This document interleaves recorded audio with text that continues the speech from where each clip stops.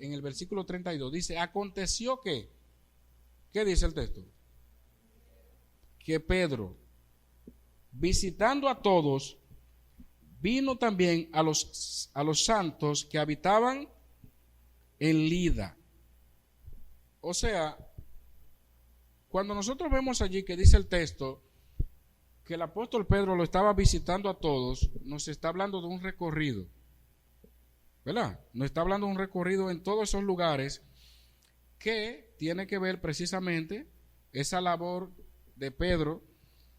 Recuerden que los hermanos, los creyentes, los que habían creído, los que se convirtieron en el camino, en un ambiente de persecución era necesario que los apóstoles, en este caso Pedro, hicieron un recorrido por todos los lugares, estimular, fortalecer a estos hermanos. Ellos mismos necesitaban eso. Pero como Pedro y los demás llevaron la voz cantante, el Señor le dio la fuerza también a Pedro de hacer esto. Y fueron a lugares estratégicos. Ahora bien, quiero dar una información sobre este lugar que dice la Biblia allí, Lida, que es poco común, porque en el Antiguo Testamento no se le llama Lida, se le llama Lot, en Primero de Crónicas capítulo 8, versículos 1 y 12, y otros textos que no lo vamos a leer por causa del tiempo, pero Lida estaba apenas a 15 kilómetros de Jerusalén. O sea que el recorrido que hizo Pedro fue cerca, no fue algo muy distante para fortalecer a los hermanos. Ahora bien, dice el mismo Flavio Josefo que poco después de la muerte de Julio César, Casio, famoso por su crueldad, la redujo a la esclavitud junto con otras ciudades. Y la ciudad recuperó su anterior prosperidad, pues dice Josefo que aquí se le describe como una aldea, no por ser una ciudad menor en cuanto a tamaño. Y el tiempo el cual se refiere este capítulo, allí existía una comunidad cristiana floreciente. ¿Por qué válida? Porque se entiende que allí había una comunidad de creyentes que estaba floreciendo. Recuerde que los recorridos que hacen, y lo vamos a ver también específicamente de manera cronológica en los viajes de Pablo, cada punto, cada lugar, por más pequeño o grande que sea, tenía un propósito.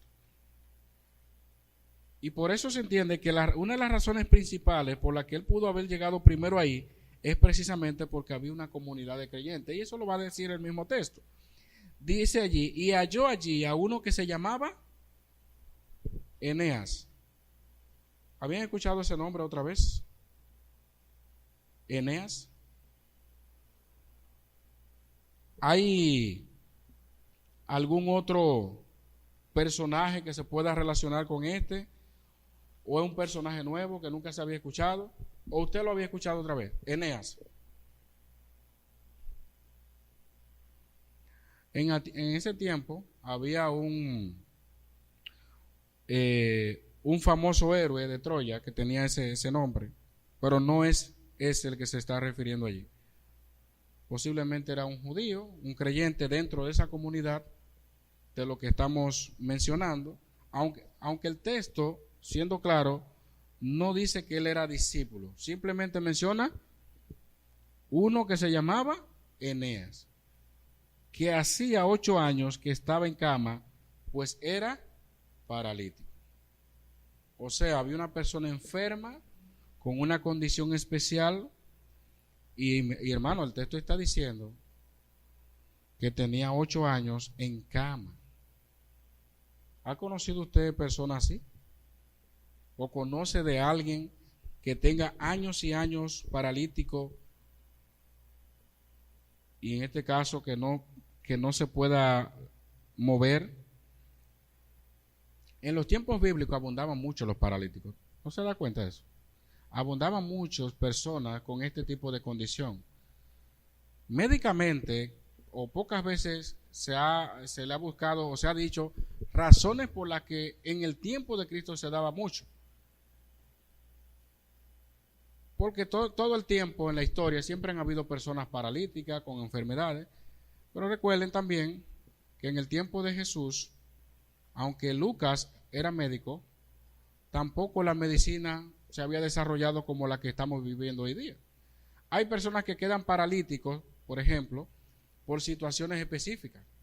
Hay enfermedades o inicios de enfermedades que se van desarrollando, otros de nacimiento, ¿verdad? Que ya sabemos que eso se da. Por ahí hay tipos de condiciones físicas que cuando hay una intervención pudiera hacerse algo. A mí me sorprendió mucho, y claro, enfermarse en un país como este no es tan fácil. Pero el caso de un hijo adoptivo, me parece, de Fernando Villalona, autista, y le hicieron una entrevista que yo quedé sorprendido, hablando con una coherencia y increíblemente. Pero uno se pone a pensar, dice, fue un artista, una persona que maneja recursos, que lo intervinieron a tiempo y que se pudo llegar a un nivel. Pero regularmente no es fácil. De hecho, hay una de las caminatas que se quiere hacer precisamente a raíz de este tema, porque es muy difícil. Yo tengo un estudiante que es autista allá en el colegio bíblico, pero el muchacho, él no se expresa, obviamente, como los demás, pero tú le pones cualquier cosa en la pizarra o le explica cualquier cosa y él la sabe toda. Le das un examen y la pasa toda. Si lo pone a dibujar una cosa, te lo dibuja perfectamente. O sea, tú dices, entonces imagínate que ese niño se tomara y se le... Iba a decir algo, hermano Ramón Pérez.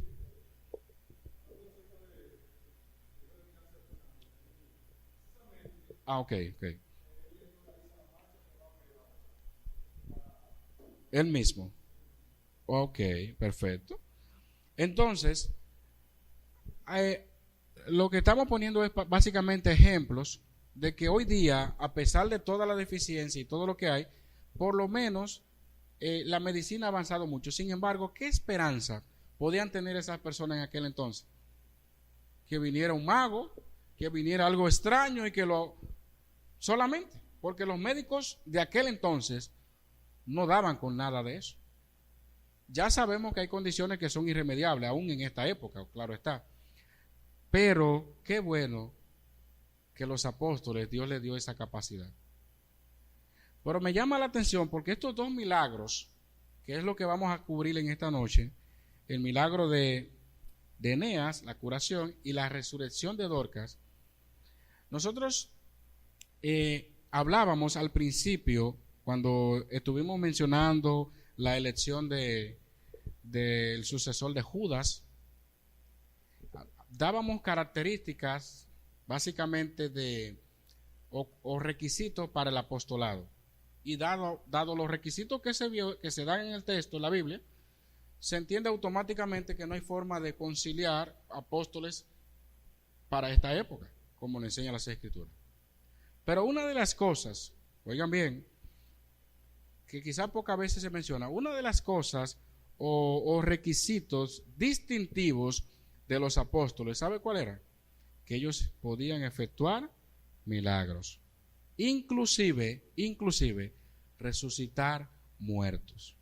Me llama la atención esto porque en estos días escuchaba a una persona en la radio diciendo que los apóstoles están vigentes, todo eso, y daba hasta requisitos. Decía que debía tener una persona una unción especial, que debía de sanar enfermos, que debía de confortar a los hermanos, que por una serie es como tú agarras un libro y comienzas a buscar términos, texto fuera de contexto y va dando requisitos. Pero me llamó la atención de entre todos los requisitos que él mismo dijo, resucitar muertos, decía él. O sea, dentro de los requisitos que daba esa persona en la radio que yo escuché, él decía también resucitar muertos. Yo digo, ¿será que se equivocó él? Porque si él está hablando ya de resucitar muertos, automáticamente está diciendo que no hay apóstoles en este tiempo. No como uno que hicieron una trampa por ahí, que resucitaron a uno y resultó que era un fraude. Han intentado por todos los medios. A una persona, mira, tú le puedes poner un botoncito ahí para que cuando tú le toques ya se pare. Muchísimos trucos. Pero mire, resucitar un muerto, eso lo hacían los apóstoles. Y esa era una de las señales que lo iba a seguir a ellos. Y que lo cumplieron. En este caso, de este hombre que se llamaba Eneas, 8 años en cama, era paralítico. ¿Qué le dijo Pedro? Oigan esto, versículo 34. ¿Qué dice el texto? Escuchen. Jesucristo te sana. ¿Qué le hace pensar eso, hermano? Pedro, cuidadosamente y tratando de evitar que el paralítico se enfocara en él, como que fuera una persona con un poder personal para curar y que él era algo sobrenatural, ahora vemos que Pedro volvió a hacerlo. ¿Qué le dice? Jesucristo te sana. ¿Se recuerdan lo que vimos en el capítulo 3 cuando se armó el revuelo? Y Pedro dice, pero ven acá, ¿y por qué ustedes están así? Como que si alguna cosa fuera de parte nuestra. Y comenzó a hablarle de Jesucristo. Otra vez Pedro lo hace y le dice aquí, mira, Jesucristo te sana. Levántate, enrolla tu cama, y enseguida se levantó. Nosotros vemos que Jesús usó mucho esta expresión en caso de paralítico. Levántate, toma tu lecho y anda. Es una frase muy mencionada que aparece en Mateo 9:6, Juan 5:8. Y es interesante porque Pedro le está mandando a él hacer aquí lo que por tantos años habían hecho otros por él. Y se lo dice a él, porque la evidencia de su sanidad estaba precisamente ahí. Él estaba en cama durante 8 años. Pero ahora Pedro le está diciendo, levántate. Lo que hacen contigo, ahora tú lo vas a hacer solo. ¿Por qué? Porque el Señor Jesucristo es el que te sana. Levántate, porque es la evidencia. Enrolla tu cama y enseguida, dice la Biblia, que se levantó. ¿Qué sucedió con esto? ¿Para qué pasaban estos milagros? Porque fíjense, si ustedes se dan cuenta, si la intención del autor es resaltar a Pedro como sanador o resaltar, no, el texto está dado inmediatamente, por eso no te da tanto detalles. Inmediatamente te dice, y le vieron todos los que habitaban en Lida y en Sarón, los cuales se convirtieron al Señor. Pero ¿qué fue lo que ellos vieron? ¿Qué fue lo que ellos vieron que el Señor lo usó para que ellos vinieran al conocimiento de Él, se convirtieran al Señor? ¿Qué tiene que ver el milagro con esto? Era una señal. Era una señal para el incrédulo. Era una señal, una evidencia de que ellos eran verdaderos apóstoles de Dios. Y era una señal que, como dice el texto, les acompañaba. Y no era para menos que alguien que viera algo como esto con sus propios ojos, que solamente se hablaba de que era Jesús que lo hacía, y ahora ver que también ellos lo podían hacer. Definitivamente estos son verdaderos apóstoles. Como resultado, todo lo que habitaban en Lida, porque dice la Biblia que Pedro recorrió, pero visitando a todos, vino también a los santos que habitaban en Lida. O sea, por eso hablaba de una comunidad de creyentes. Pero ahora todos los que habitaban, o sea, ese milagro fue notorio. Ese milagro que pasó en él, todos los que los conocían, los que le tenían quizás lástima, los que decían, ¿cuándo será que vendrá alguien para sanarle? Ahí llegó la sanidad a su vida. Ahora la pregunta mía es, y es lo que decía, creo que fue alguien mencionó, me recuerdo, que decía que no era necesario la fe. O sea, hay momentos donde la sanidad no necesariamente determina la fe del que está ahí. Simplemente cuando Pedro fue donde él, ¿qué fue lo que le dijo? Jesucristo te sana. Porque ahora los que alegan los supuestos sanadores es que si no se sanó, ¿sabe por qué? Porque no tenía fe. Cuando Dios va a hacer un milagro, lo va a hacer por encima de quien sea. Tenga o no tenga fe. Porque hay milagros que el requisito era, como el mismo Señor de Jesucristo, la fe. Pero hay otros que no. Hay otros que Dios lo hacía o lo efectuaba para mostrar su poder, para su gloria. Y en este caso, Pedro no lo dijo si él tenía mucha fe o no tenía fe. La Biblia aquí no está resaltando ni siquiera la fe de Eneas. Lo que está resaltando es el poder que le acompañaba a ellos, la señal que le acompañaba a ellos, y que por consiguiente eso fue parte del testimonio que se regó por toda la comunidad, y allí dice que se convirtieron al Señor. Es interesante esto porque Pedro no dice la Biblia que siguió en ese lugar efectuando milagros para que se siguieran convirtiendo. Porque Pedro no fue a hacer un show aquí. Pedro fue a hacer una obra de misericordia, según lo que Dios le había dado. Pero eso fue tan impactante en la vida de las personas que el Señor lo usó para que vinieran al conocimiento de Él. Por eso no se da más detalles acá, no se da más informaciones. Lo único que se dice es que Él lo sanó y que todos los que lo vieron se convirtieron al Señor. ¿Indica esto entonces que podemos dudar de su conversión, su conversión porque vieron un milagro? ¿Por qué dudar? Porque el autor que está hablando, siendo inspirado por el Espíritu Santo, está dando testimonio de que fue una conversión real. ¿Cuántas personas hoy día, cuando están en supuestas campañas, que todo el mundo dice que se convirtió porque sanaron una gente? A la semana está cada quien en su, como dice Israel, cada uno a sus tiendas.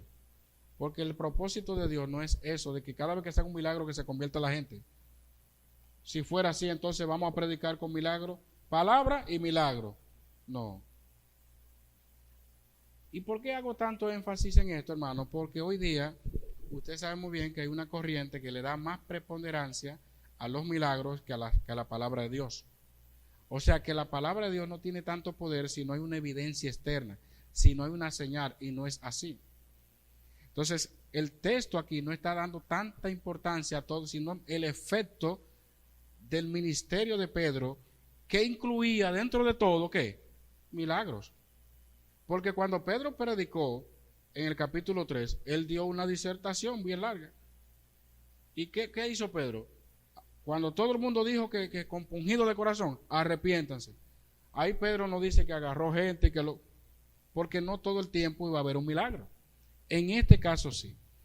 Edward.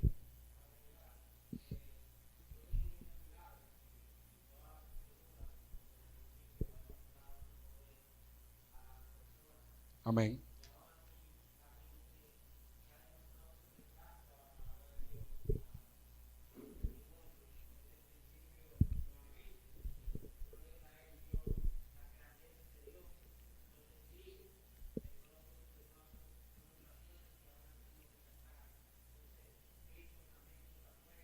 Sí.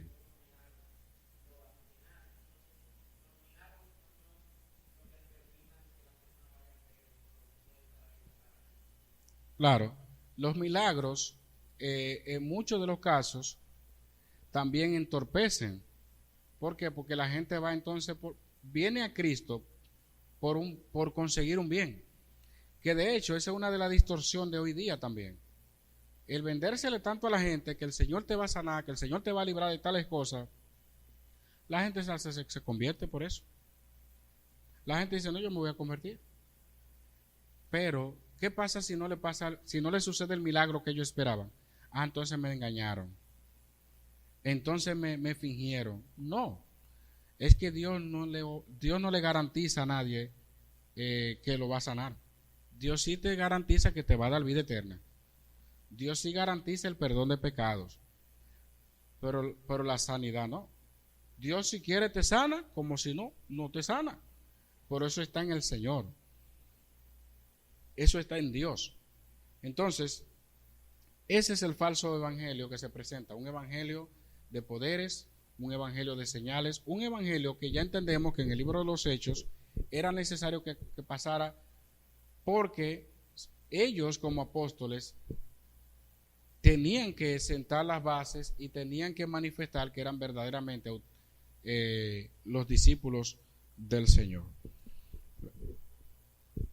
Entonces, junto con esto, con esta señal que llegó a esta comunidad y que se esparció por todo, vemos ahora en el versículo 36, había entonces en Jope una discípula llamada Tabita, que traducido quiere decir Dorcas.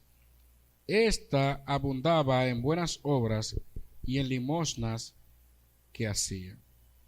Este es un personaje de la Biblia, o una mujer de Dios que se da muchos sermones, o he visto muchos mensajes entre mujeres con respecto a Tabita o Dorca, como se hace la traducción. ¿Qué significa Tabita? Gacela, un nombre en arameo. Eso es lo que significa. Y aquí está el equivalente en hebreo. Obviamente, algunos entienden que Lucas quiso dar posiblemente la traducción aquí de su nombre, en griego de su nombre, para que se entendiera su significado. Porque Dorcas, en griego, que es la parte griega, por Tabita es en arameo, ambos significa gacela. Esta dice la Biblia que era una discípula. Algunos entienden que ella era diaconisa en ese lugar, o que tenía un cargo, un ministerio poderoso. En el caso, como dice que había muchas viudas allí, quizás estaba encargada de las viudas. La Biblia no te da exactamente todo el detalle de la función o el oficio que ocupaba ella, pero sí te da dos características de su ministerio. Hermano Ramón Pérez.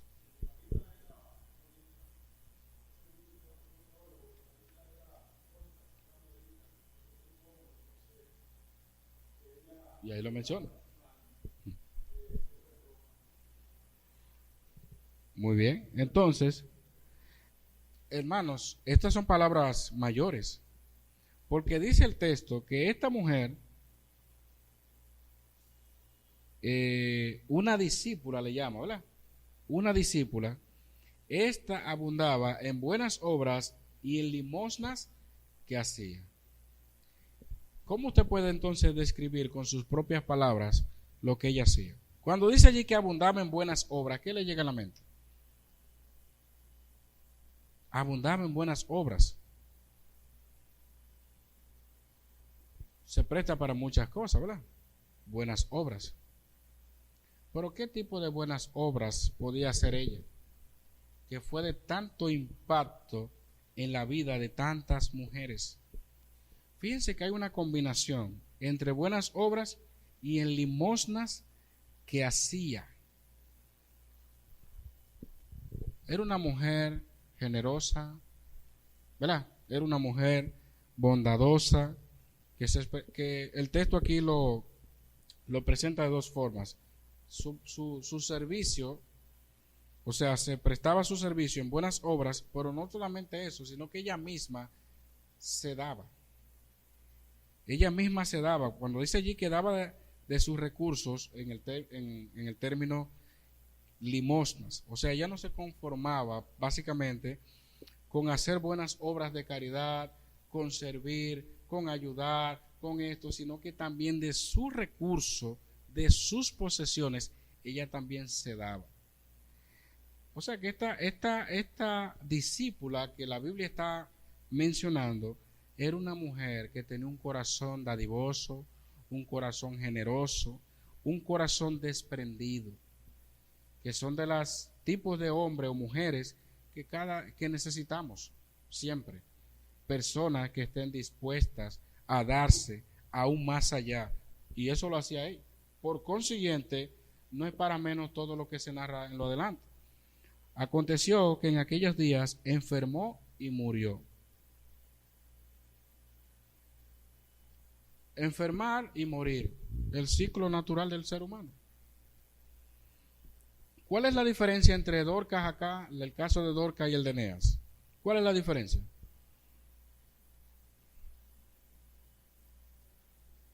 Eneas murió. Eneas estaba 8 años en cama, paralítico, pero esta mujer enfermó y murió. Y ahí entran los que especulan, que dicen que uno no se puede dar tanto, porque mira cómo se enfermó esa mujer haciendo tantas cosas buenas y que la gente no valora. Como que era un problema. Porque hay gente que también le buscan una implicación a todo. Dicen, no, mira, esa mujer se enfermó porque mira, se daba tanto y daba y al final mira que murió. No, no podemos llegar a esa conclusión, hermano, porque la enfermedad es un ciclo normal del ser humano. O sea, la Biblia no te está nunca presentando la enfermedad como una maldición, como presentan otros. La Biblia presenta la enfermedad como algo normal de un ser humano. ¿Qué dice? Enfermó y murió. O sea que fue un tipo de enfermedad lo que ella le dio que la llevó hasta la muerte. ¿Cuál fue la enfermedad que ella tuvo? La Biblia no lo dice. Entonces yo no puedo estar diciendo que ella tenía un pie diabético, yo no puedo estar inventando, hermano. La Biblia dice que ella simplemente enfermó y murió. Porque el autor no está interesado en decir exactamente lo que ella tenía. En Eneas, ¿qué dijo? Con punto y coma. El hombre estaba, ¿qué? Paralítico. Y como él era muy preciso, dijo que tenía ¿cuántos años? 8. O sea que el milagro fue algo, porque él está resaltando. Pero aquí él no quiere mencionar de que murió ella. Lo que quiere resaltar simplemente que murió. Porque entonces si menciona que estaba enferma de tal cosa, no era necesario. Ahora bien, esta mujer, dice la Biblia, que después de lavada la pusieron en una sala. La costumbre, o sea, era una costumbre muy común en los pueblos de la antigüedad, lavar el cadáver. Entre la tradición de los judíos se le daba el nombre de purificación de los muertos. En la Mishnat se dice que en día sábado puede hacerse todo lo que requiere el muerto o requiere el muerto. Puede ser ungido con aceite y lavado. Y las mujeres, honrando a esta mujer y siguieron esta costumbre, dice la Biblia que después de lavada la pusieron en una sala. La tenían ahí. ¿Por qué ellos la pusieron en la sala? ¿Por qué dice allí que después que lavaron su cuerpo, que obviamente la ungieron? Claro, hoy día también se hace un procedimiento parecido, ¿o no? A mí me tocó en una ocasión ver a una persona directamente muerta ahí, haciéndole todo el asunto y lavando y limpiando. Yo no sé, porque yo no sé si hay gente que no pueden ver eso. Es más, hay gente que no pueden ver una gotita de sangre porque de una vez le da. Pero fue impactante, hermanos, la primera vez que yo vi eso en mi vida. O sea, ver una persona muerta y ver la oportunidad de alguien haciéndole todo el procedimiento ahí. Pues ella, la pregunta sería, hermanos, ¿por qué la pusieron en la sala? La lavaron y la pusieron en la... ¿Qué estaban esperando? ¿Por qué? Porque recuerden también que en los tiempos, o sea, en la tradición judía y de la antigüedad, generalmente el entierro era dentro de las mismas 24 horas. No es como ahora que se dura mucho tiempo. En esa tradición, y más para esa época, se daba mucho esa costumbre. Porque no estamos hablando de embalsamar muertos, que eso es otra cosa. Cuando se embalsamaba duraba años y años. Por aquí están en la costumbre normal y honrando a esta mujer. Ellos hacen los preparativos de costumbre. ¿Y qué pasa? Ahí está la mujer lavada, su cadáver, o sea, lista para el entierro. Por entonces, lo que hacen es que la ponen, dice allí la Biblia, en una sala. Ahora dice el versículo 31, y como Lida estaba cerca de Jope, ¿qué es Lida? ¿Cuál era Lida? O sea, acabamos de mencionarlo. Donde Pedro estaba y sanó a Eneas, que algunos estiman que estaba a 18 kilómetros. Eso era cerca. Dice allí que estaba cerca de Jope, pero geográficamente estaba alrededor de 18 kilómetros. Entonces, ¿qué pasa? Los hermanos Posiblemente se enteraron de la curación de Eneas, ¿por qué no? Recuerden que fue notorio, dice, todos los que habitaban en Lida y en Sarón, versículo 35, se convirtieron. Fue público lo que pasó con Eneas. Por entonces aquí dice, como Lida estaba cerca de Jope, los discípulos, oyendo que Pedro estaba allí, le enviaron 2 hombres a rogarle, no tardes en venir a nosotros. Jope era el puerto marítimo del Mediterráneo más cercano a Jerusalén. De ahí era que Jonás iba a partir a Tarsis. O sea, hay muchos lugares, muchos eventos que se narran dentro de este puerto marítimo. Y el texto pone de manifiesto que ellos se enteraron que Pedro estaba allí. Por consiguiente, el milagro que había hecho, que fue notorio, también debieron haberlo sabido. Y como ahora se acaba de morir esta mujer, ¿cuál es el ruego que ellos hacen? O que le llevan a Pedro. No que no tardes en venir a nosotros. ¿Qué le llega a la mente con eso? No tarde, pero ya se había muerto. Entonces, ¿qué confianza tenían ellos para decirle a Pedro, o qué podían pensar o imaginarse para decirle a Pedro que no se tarde? Porque ya él no iba a evitar la muerte porque él murió. La Biblia dice que enfermó y murió. Entonces, ¿qué estaban buscando ellos? Ellos ya la tenían preparada para en las próximas horas, ¿el qué? Enterrarla. Entonces, ese es el punto. Ellos no querían enterrarla sin que antes viniera ¿quién? Pedro, no te tardes. No te tardes, apúrate, no tardes en venir. Y obviamente le explicaron lo que estaba pasando. Pedro estaba listo para responder a esa invitación. Sobre todo un llamamiento urgente, como el de estos creyentes que menciona aquí de Jope. Pedro llega allí. Levantándose, entonces Pedro fue con ellos.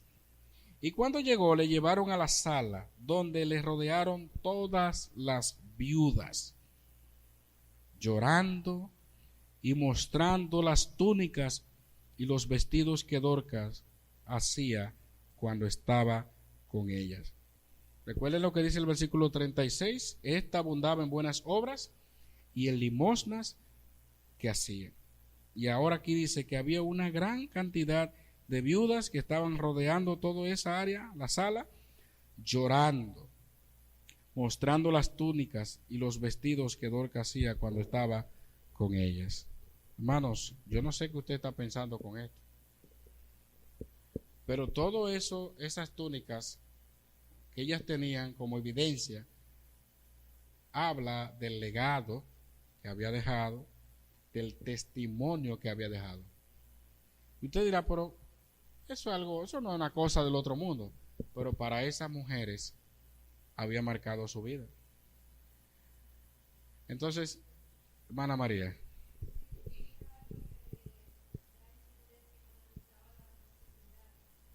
Correcto.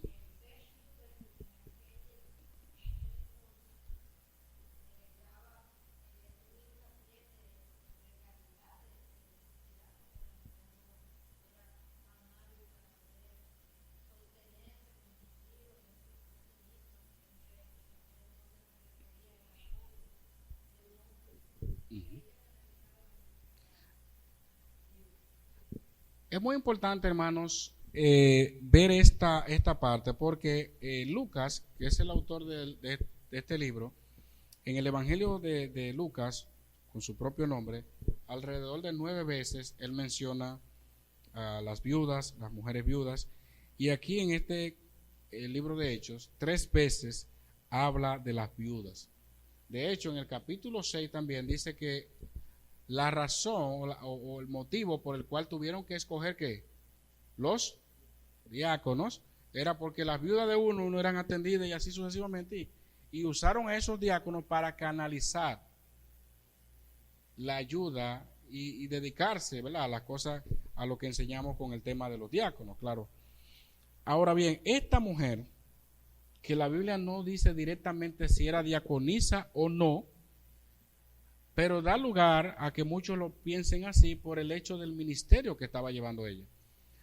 Por el hecho de que era una mujer que dice que abundaba en buenas obras y en limosna, y había una gran multitud de viudas allí.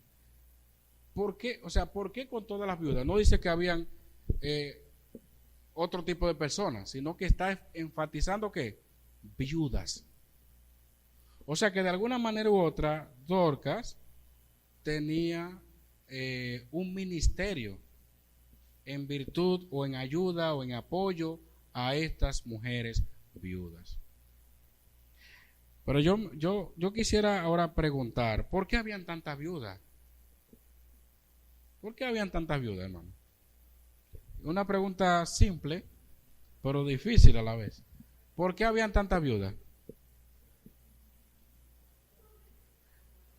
La persecución de los discípulos, la muerte de muchos creyentes, que no se narra todas las muertes, trajo como consigo el hecho de que hubiera muchas viudas. Y había muchas necesidades. Y había muchas dificultades. Y esta mujer tomó una parte sumamente importante. Porque el crecimiento de la iglesia, y es lo que quiero resaltar, el crecimiento de la iglesia, del pueblo de Dios, consiste en muchos aspectos. Pedro predicando, Pablo por allí y esto, pero también hubieron mujeres, hubieron hombres que hacían otro tipo también de ¿qué? De labores, que también servían y que no se resaltan hoy día, mira que, pero que son parte del crecimiento, del fortalecimiento del cuerpo de Cristo. Y por eso es que Dios da dones. Por eso es que Dios capacita a cada creyente. Porque el pastor o líder o el diácono, no todo el mundo va a hacer lo mismo en una iglesia. Y a veces, o posiblemente, Dios te está llamando a servir en un área determinada en tu iglesia local. Y tú dices, eso no es tan importante. Pero esto fue tan impactante en la vida de estas mujeres, que ahí están todas reunidas ahí. Ahí están todas reunidas. Dice allí que tenían túnicas, vestidos que ella hacía. O sea que ella tenía la costumbre de hacer vestidos para los necesitados. En este caso, las viudas. Como dice la hermana María, canalizaba las necesidades. Y como Dios le había dado ese talento, esa habilidad, lo usaba. Si Dios te dio la habilidad para cocinar, bendice a otra persona. Porque no todo el mundo quizás va a saber hacer vestido. Pero para eso Dios capacita a cada quien en lo suyo. Ella lo hacía con lo que tenía, con lo que podía. La pregunta mía es, ¿cuál es la capacidad que Dios te ha dado, que tú has descubierto en la gracia de Dios, que todavía la tienes ahí? Dice, esto no es tan importante. Úsalo para el crecimiento de la iglesia, úsalo para bendecir la vida de otros. Dorcas fue tanto el legado que dejó esta mujer, que aquí vemos entonces la muestra de afecto, de aprecio, todas estas viudas. Pero ¿qué hizo Pedro en el versículo 40? Entonces, sacando a todos, ¿qué hizo Pedro? ¿Por qué los sacó a todos? Ay, pero Pedro sí es como dramático, ¿eh? Porque él podía ir delante de todo, de una vez y por todo, y que vean el milagro, y que no se vea que fue un engaño lo que él hizo, una trampa, sino que todo el mundo vea evidentemente ahí que fue algo claro, real, lo vimos, como cuando los magos hacen que tienen una silla y ponen un asunto y después sale un hombre con un sombrero. No fue una magia que hizo Pedro. Pero en este caso, Pedro sacándolo a todos. ¿Qué le recuerda eso, hermano? ¿Quién hizo eso en una ocasión? ¿En qué ocasión lo hizo? Claro, cuando resucitó a la hija de Jairo. Ahora viene otro caso donde él va a resucitar y le dice o lo saca a todos. Recuerden lo que dijo el Señor. ¿Cómo fue que le dijo el Señor a la hija de Jairo?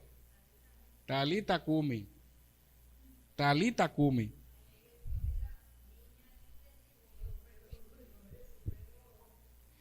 Pedro sintió la necesidad de tener silencio, comunicarse con Dios, porque aunque usted no lo crea, hermano, yo no sé cuál es la diferencia entre sanar a un paralítico o en resucitar a una persona. Es lo mismo. Por eso decimos que cuando hablamos de resucitar muertos, hermano, ahí es que se separan los milagreros de hoy con los apóstoles auténticos, ¿verdad? Pedro, aquí vemos que hace un procedimiento. Igual mencionamos, por ejemplo, la hija de Jairo. Recuerden que en una ocasión, en 2 de Reyes 4:33, Eliseo resucita a la hija de la tsunamita. ¿No recuerdan? O sea, hay otros casos en la Biblia. Elías estuvo con la viuda de Sarepta, pero también en 2 de Reyes 4:33 habla de Eliseo resucitando. Entonces, ¿qué hace Pedro? Es lo que quiero que veamos. ¿Quién puede leer completo ahí el versículo 40?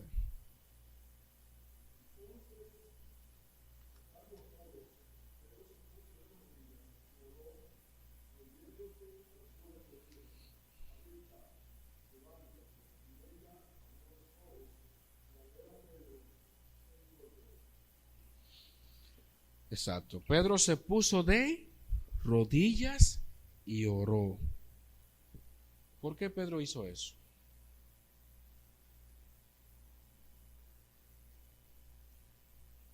¿Por qué Pedro tiene que arrodillarse y orar? Ajá.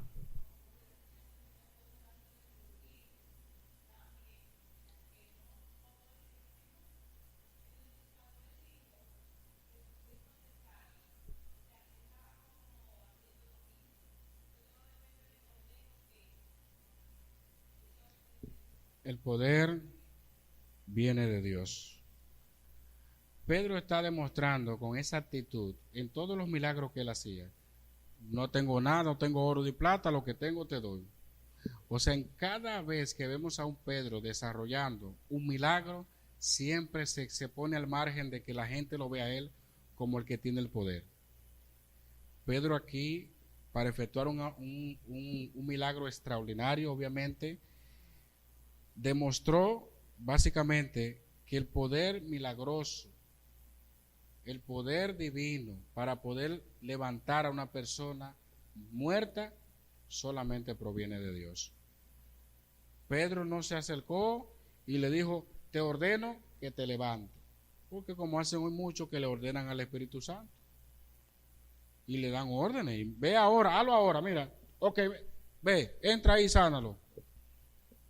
Pedro se humilló porque Pedro comprendía que el poder viene de Dios y que el único que lo podía sanar, ¿quién era?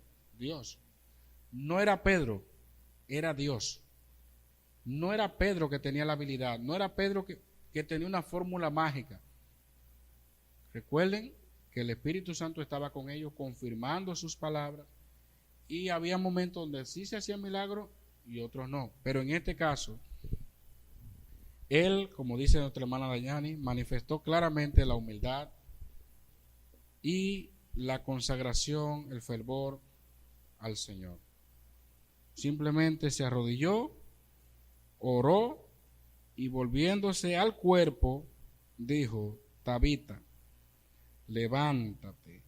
Y ella abrió los ojos y al ver a Pedro se incorporó. O sea, cuando dice allí el texto, volviéndose, en el caso de Pedro, que se puso de rodillas, oró, y dice volviéndose al cuerpo,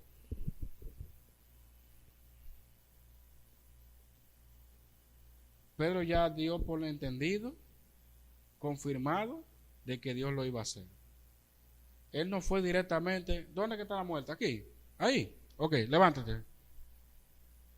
Se arrodilló, oró y luego entonces fue volviéndose y le dijo estas palabras, levántate. Eso demuestra, hermanos, que la fe de Pedro era una fe firme y él estaba confiado de que Dios ya iba a hacer el milagro. Ese Pedro fue el que caminó por las aguas y se hundió después.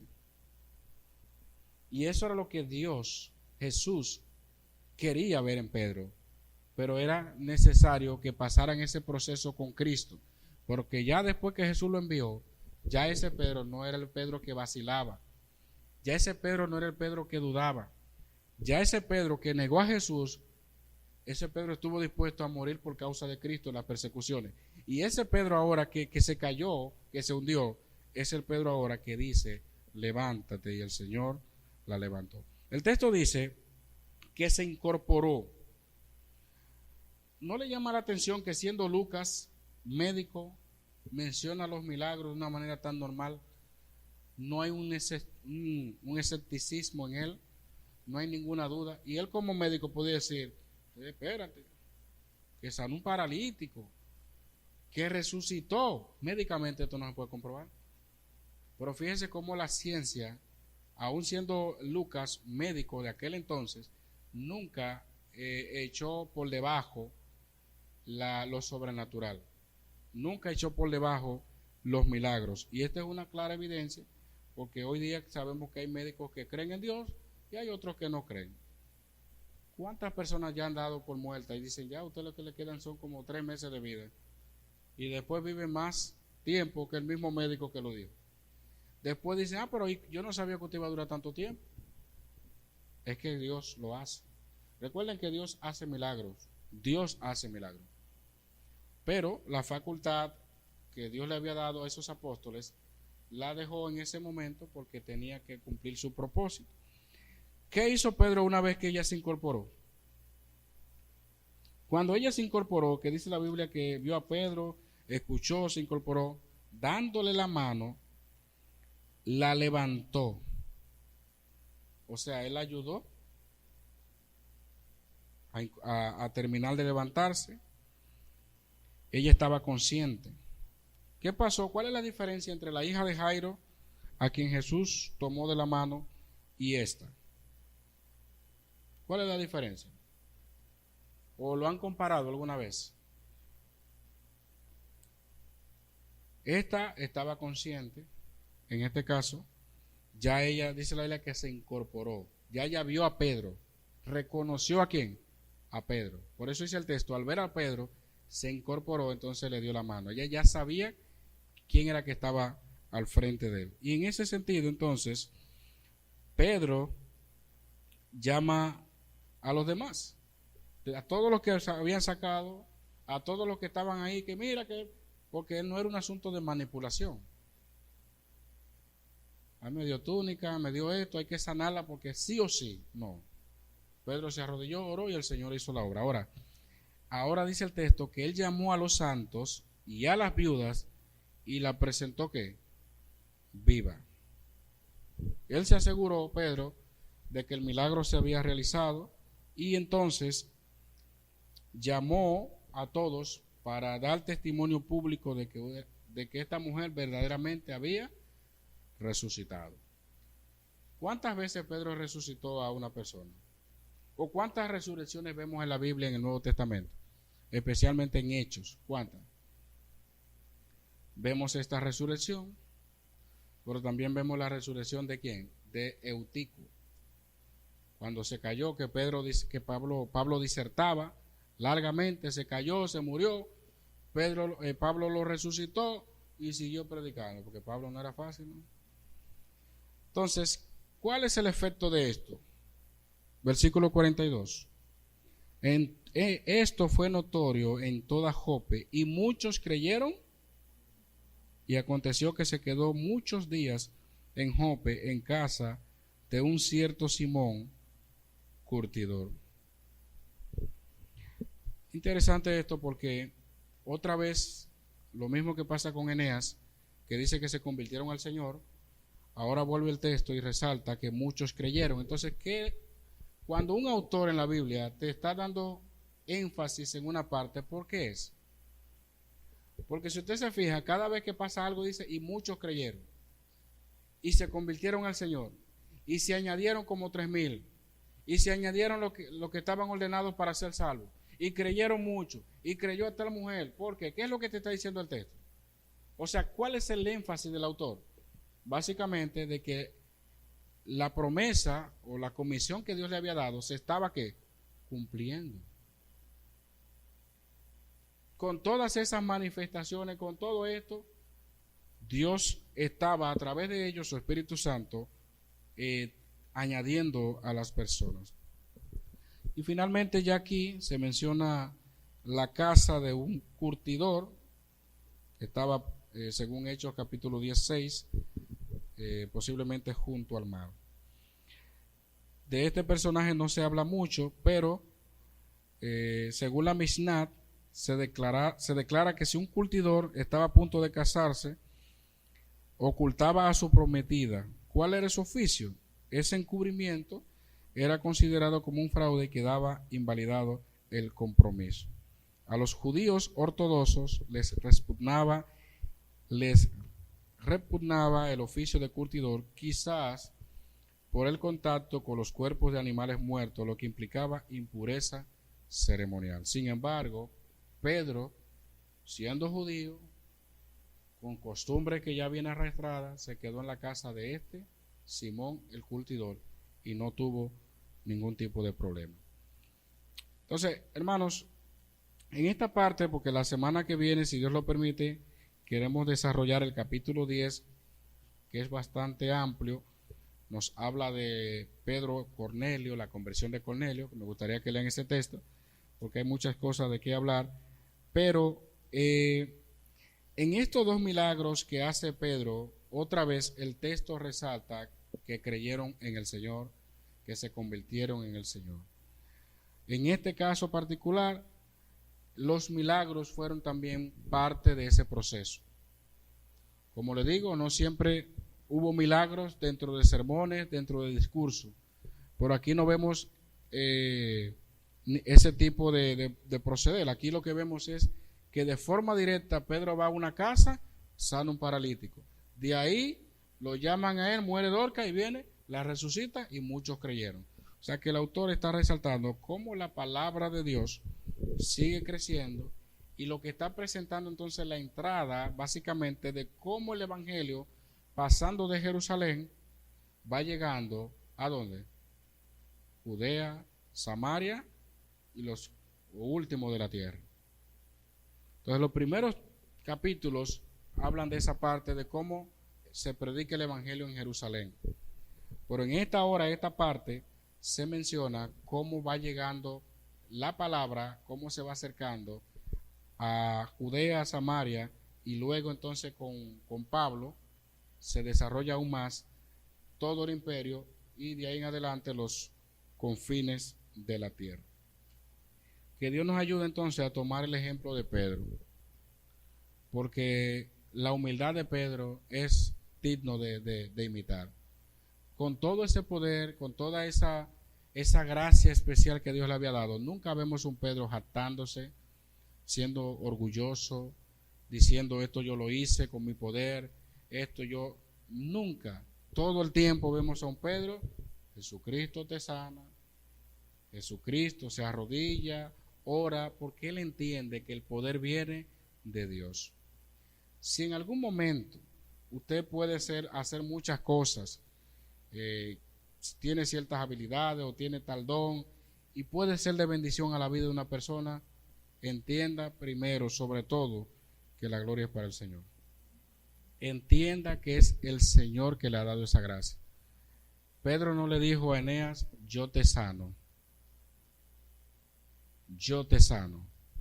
Jesucristo te sana. En el caso de Dorcas, una vez más, se humilla y reconoce que solamente a través de Dios él podía hacer lo que hizo. Es una pena entonces ver cómo creyentes de hoy se jactan de que no necesitan la ayuda de Dios. ¿Sabe lo que decía un famoso apóstol o pseudo apóstol Raúl en este tiempo? Que una vez creo que publiqué o hablé sobre ese video, donde él decía que nosotros no tenemos que orarle a Dios nada ya. Lo que hay que declarar la palabra. Ya uno no puede estar con está orando a cada rato a Dios para que te dé la facultad de hacer cosas. No, yo me tomo de lo que Dios me dio. Si Dios me dio el poder, ¿qué es lo que yo tengo que hacer? Simplemente declararlo. Yo declaro, yo ato, yo desato, porque yo tengo el poder. Y sin embargo, ¿qué tan diferentes fueron estos verdaderos apóstoles de Cristo? Que nunca se atribuyeron la gloria y que nunca dijeron, yo soy, o la famosa frase, te bendigo, yo te bendigo, y tantas cosas que hemos adoptado en este tiempo, y nos olvidamos de Dios, y nos olvidamos que Dios es el que bendice, nos olvidamos de que Dios es el que tiene el poder, de manera que, si en alguna ocasión, porque Dios lo hace, y déjeme decirle algo, siempre lo vamos a reiterar, Dios sigue haciendo milagros, Dios, porque Él es el Todopoderoso. Y pudiera darse el caso, en un momento determinado, que alguien se sienta mal, como le pasó, recuerdo a un familiar hace mucho, que ella no creía en los cristianos que usaban pantalones, recuerdo, que para ella eso era una ofensa. Pero tenía una vecina que usaba pantalones, que era de otra iglesia, y ella se sentía mal del dolor de cabeza, estaba mala, pero siempre miraba a la vecina como media. Hasta que un día la misma vecina cristiana que usaba pantalones fue a la casa y oró por ella. Así, porque le dolía, oró por ella. Dice ella que luego de eso, ella empezó a sentirse mejor, después de esa oración, y se le quitó el dolor de cabeza. Dice ella que a partir de ese momento ella entendió que el pantalón no es lo que determina si tú eres o no eres de Dios. Eso le ayudó a ella. Dios en algún momento te puede permitirle ir a una casa y orar por una persona. Y si es la voluntad de Dios que esa persona se mejore o de ahí adelante se sane, eso lo decide el Señor. Pero nunca te creas que es por tu propia fuerza. Todavía suceda eso, dale la gloria al Señor. Porque Satanás quiere muchas veces engañarnos, haciéndonos pensar que nosotros somos cuando se trata de Él.